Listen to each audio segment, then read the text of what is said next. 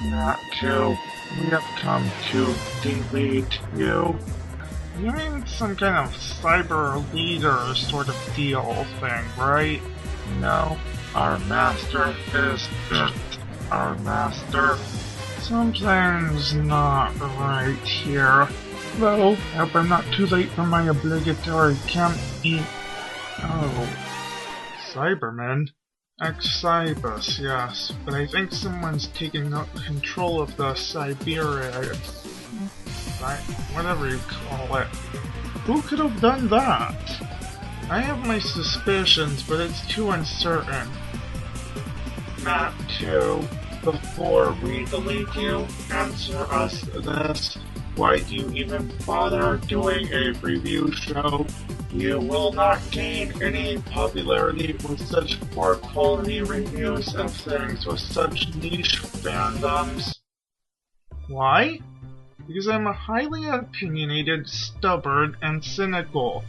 It's the perfect kind of person to make reviews, just look at Nostalgia Critic. Oh, but you won't be deleting me. Doctor, get back to your TARDIS, this is going to get a bit messy.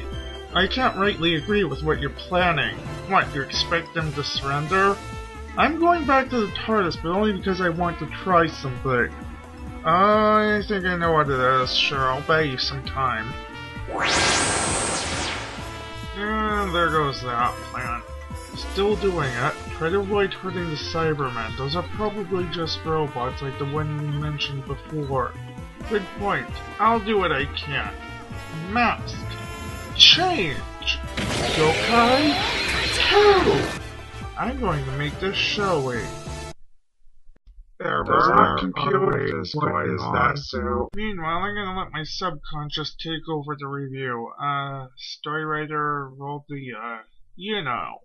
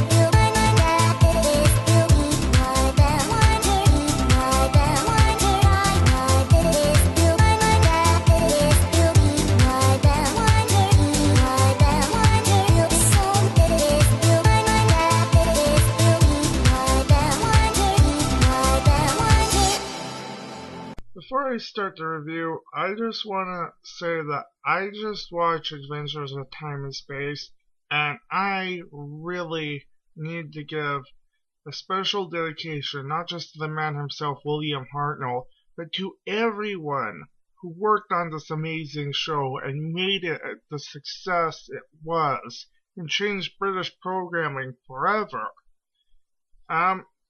To be honest, I don't really see the appeal in the Daleks in this particular serial. Now, it definitely deserves the recognition that it got. It was very well written, honestly. But the Daleks themselves, I honestly can't say that I saw any real appeal in them. I just didn't. But I have to say though, it is amazing that this serial almost got the show cancelled right off the bat with the very second serial, and You know what? I am simply amazed at how well they did this. And, you know, it's amazing, this show. It's just not just a show. It is an experience. And this is completely unscripted, by the way. And I apologize for taking this moment out of your time before the review. So, on with the review. My little darling, my little darling, my little darling, we have come here to exterminate my little darling, because the only thing we can feel is hate. But the doctor, he can't run, shooting our lasers one by one. We are here to exterminate. We will destroy the pony race. My little darling, don't you know you're all exterminated?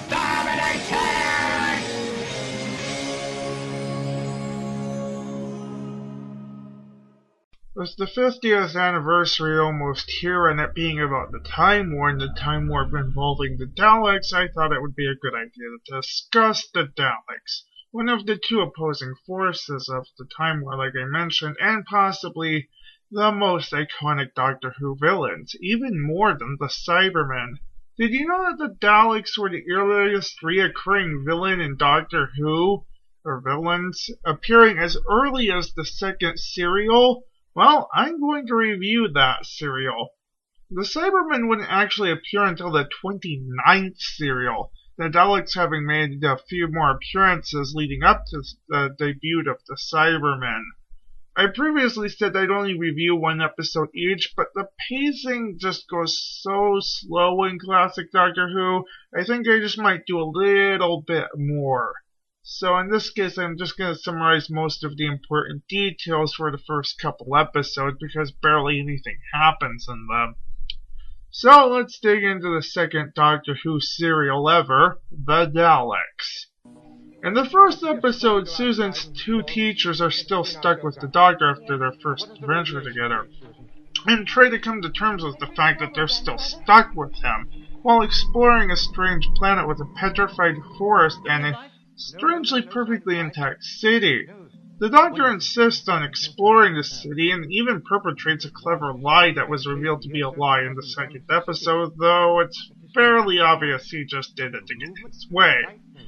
For a guy so old, he really does act like a little kid, huh? Even back in the first Doctor incarnation. Now, you try this. Oh, it's very nice. Let's hope it does you some good. K7. Ah, yes, of course, the fluid link. Yes. Yes, there we are. You see, the end of it's unscrewed itself and the fluid has run out. Well, have you got a spare? Oh, no need for that. This is easily repaired. All we have to do is refill it. Oh, what liquid do you need? Mercury. Mercury. Oh, can I get it for you? No, I'm afraid you can't. We haven't any at all. What? No. Don't you carry a supply? No, it hasn't been necessary. This hadn't before. But you must have some somewhere, surely. No. We shall have to get some from outside. Remember rule number 1. The Doctor lies. He does this, however, not aware that the radiation levels on the planet are actually off the charts. Ian agrees to go to explore the city come sunrise, left without any choice. They eventually explore the city and they split up. Oh my god, bad idea. Doctor and Susan discover a Geiger counter that tells them that the radiation levels are way high, while Barbara fails to notice several doors closing behind her. Seriously, how did she even not notice that? The episode ends with her being captured by a Dalek, no less. In the second episode, Dr. Ian and Susan are also eventually captured while looking for Barbara. and they find out they're suffering from radiation sickness due to nuclear fallout from a bomb that targets flesh and organic material, but not inorganic material, as well as the fact that the Daleks have been fighting a war with the other natives of the planet. Yes, this is in fact Skaro. The architecture might be a little bit familiar to some fans of the reboot version, especially if you played the Doctor Who Adventures games.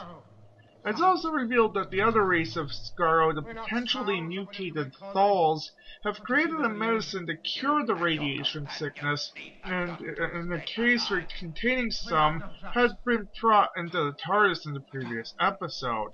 Ian's leg was stunned because the Daleks actually used the stun setting for their weapons back then, and with the Doctor feeling the full effects of the radiation sickness and Susan being the only one left who could possibly open the TARDIS aside from the Doctor, Susan has to go get the medicine from the TARDIS herself. In spite of the possibility of possibly getting attacked by the Thals, or even coming into contact with them, which would be bad for the Daleks. Both the heroes and the Daleks need the medicine, so both sides are kind of taking a huge risk here. However, they don't know the truth about the Thals.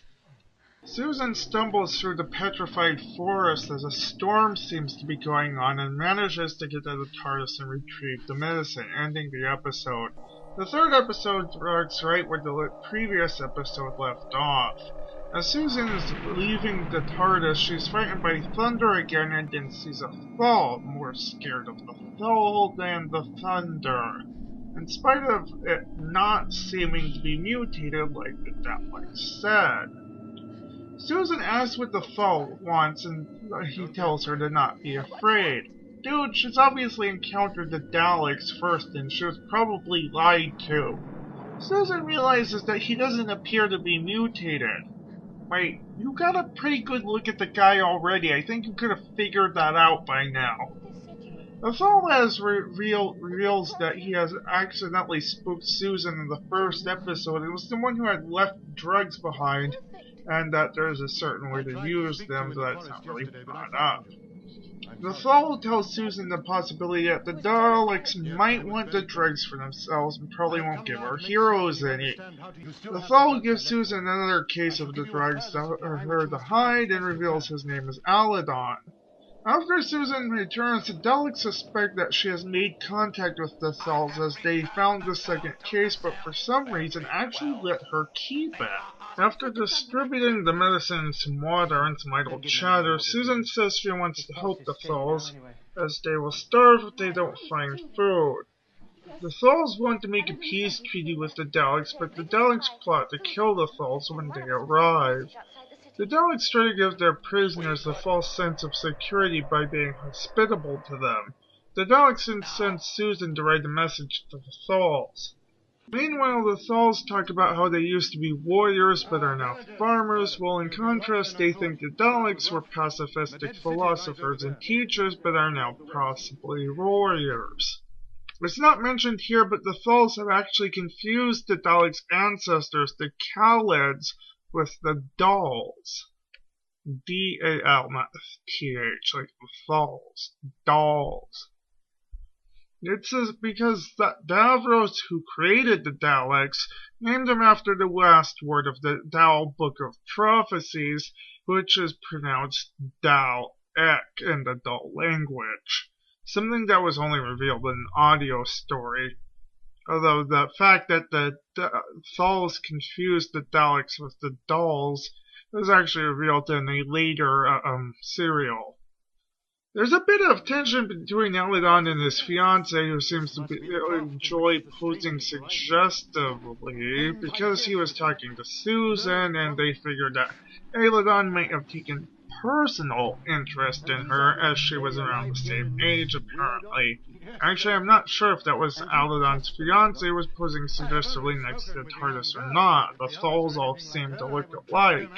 And considering they're all blonde, I don't think color television would have helped much. The Thal woman also happened to have the exact same kind of tiny crown cream chrysalis has. Weird. The doctor, Susan, Ian, and Barbara noticed the security camera in their cell and faked an argument to break the camera. The Daleks, however, are not fooled by this fake argument because the camera is securely wired into the wall and it could have accidentally been broken, but they are confident it was a futile effort. The Doctor realizes that the Daleks are powered by static electricity by rubbing the bottom of their travel machines against the floor, and Ian realizes that the cloak Aladon gave Susan is good for insulation. The Thal leader rambles more about how he believes the Daleks are going to help them in spite of Aladon's protests, but is thankfully interrupted by another Thal who discovered Susan's message outside the city. Ian jams the door with the broken camera. Barbara puts a mud ball under the food-supplying Dalek's eye stalk, allowing them to put it on the cloak and deactivate it. Ian and Barbara open the lid of the casing and Ian goes inside. What? How was it looking before if there actually wasn't a Dalek inside of it? The episode ends with them pushing Ian inside of the travel machine, which is incredibly suspicious, but the Doctor, who's supposed to be the smart one, says it'll be fine. Once again, the next episode starts where the last one left off, and oh, they removed the Dalek from the case in that part. Derp. Anyway, Ian figured out how to work out the Mark III travel machine, and just in time too, because there's a Dalek guarding the door right in front of them. They manage to trick the Dalek and they try to get Ian out of the machine, but the guard finds out that he's been tricked and they can't get him out. They're forced to leave Ian behind as they still can't get him out and he's magnetized to the floor. Ian, however, manages to get away in time. They saw a fall and try to warn them, but they can't because the window they're trying to speak out of is soundproof. The door is also stuck because of its magnet. How does that even... And the Daleks are on their way to kill them, but Ian, Barbara, and Susan shove a large statue down the elevator shaft as the Doctor manages to force the door open. Aladon and the Thal leader argue some more, and the Daleks stage an ambush. Ian tells the others to go on ahead while he helps the Thals. Yeah, as someone who's more used to the rebooted version of Doctor Who, this sure seems kind of backwards, what with the Doctor usually being the one to tell the others to stay out of the way most of the time. The Dalek ambush nearly works, but Ian saw the Daleks and warns the Thals. The Daleks do manage to kill the Thal leader, however. Ian and the other Thals manage to escape. Later, a Thal shows the Doctor records of Scarrow's history and some star charts to help him figure out where they are.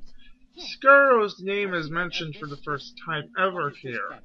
Ian tries to convince Aladon, who is now the leader of the Thals, to fight against the Daleks, but the Thals are too pacifistic now.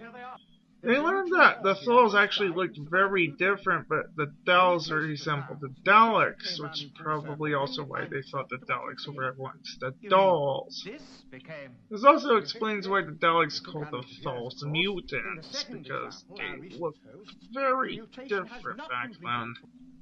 Convinced that they couldn't get the Thals to fight, our heroes are about to go back to the TARDIS, but Ian reveals the Daleks stole the fluid link. Why did he not say so sooner? I'm afraid I'm gonna have to cut this review short there, as it's getting a bit lengthy at this point, and more stuff is happening in each episode, so it's time for my final thoughts. First of all, I have to say, the first episode was actually filmed twice, the original version having been lost forever. Well, we're very lucky to have the full serial preserved at all, as the BBC was gonna junk the whole thing. But a collector managed to save it just in time. They also apparently managed to convince the archive department of BBC to stop tossing out older material altogether. This is a Wikipedia article, so I don't know how true that is. However, by then several episodes had already been lost. There's a restoration project going on or something. However, most of the lost episodes would have to be made into audio dramas at best, or scripts. I have no strong feelings for this serial. It might have been called Daleks, but the Daleks weren't exactly very prominent for the vast majority of the serial. I think a better name would have been The Last Children of the Falls or something like that.